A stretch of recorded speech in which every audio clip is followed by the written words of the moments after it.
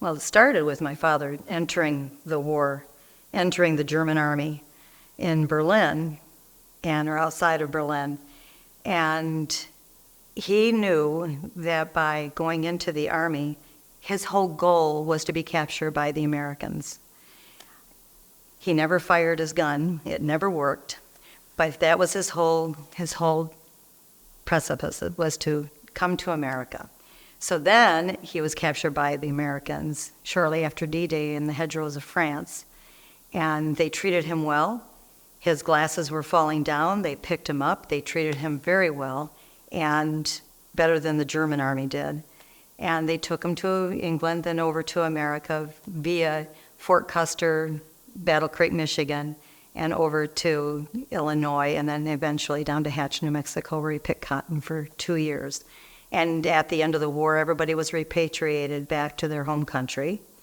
He became a photographer, studied for photography, did work at a few Army caserns. The jobs weren't very good. There wasn't many out there. And he ran into a buddy of his who had already gone through the process of immigrating back to America. And he says, wow, I'll do that too, because that's where he wanted to be. So he put his paperwork in. By that time, my mother was pregnant. And so I was 4 months old when we came over.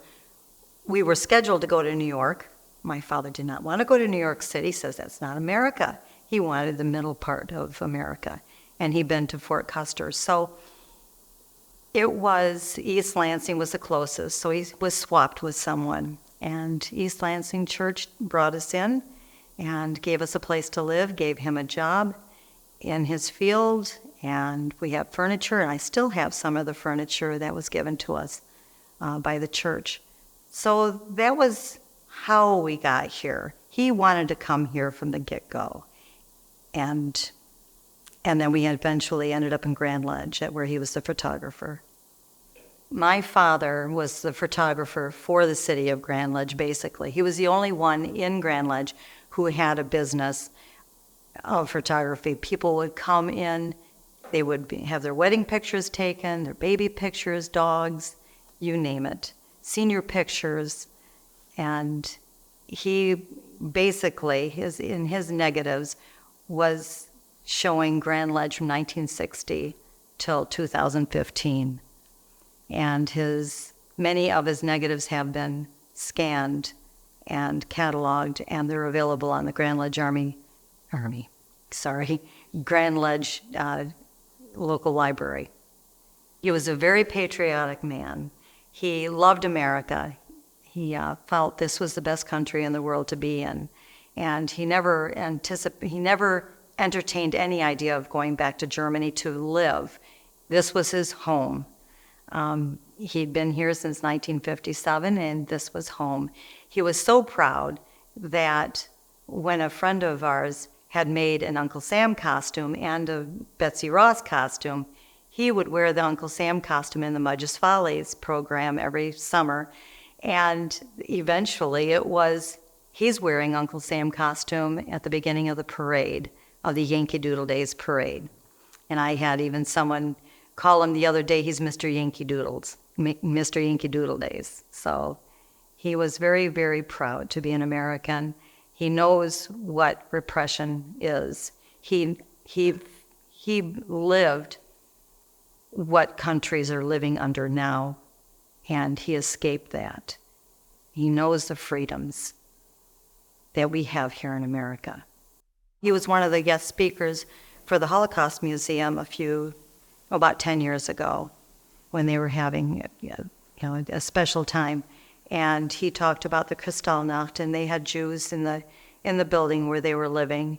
And it was a scary time, and they were very much just a people-oriented family. But he knew he didn't want to live there. Be proud of America. We are a good country. We are about the right business. There are many that don't feel that way, but they haven't lived anywhere else either.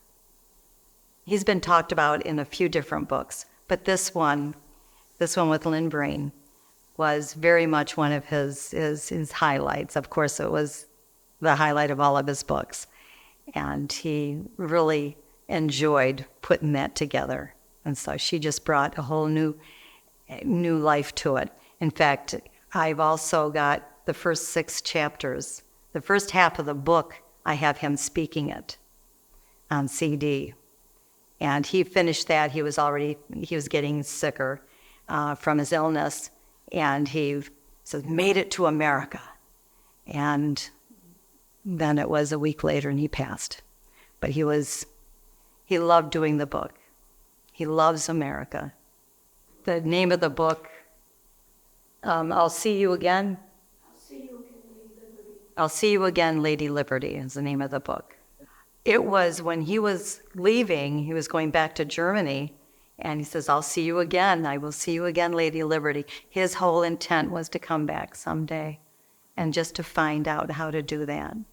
He had a very interesting story. It's never been one that has been duplicated. I have found the manifest from the Tiger Airlines that we were on from Hamburg to New York. And so I've seen all the names that are on there and all the children.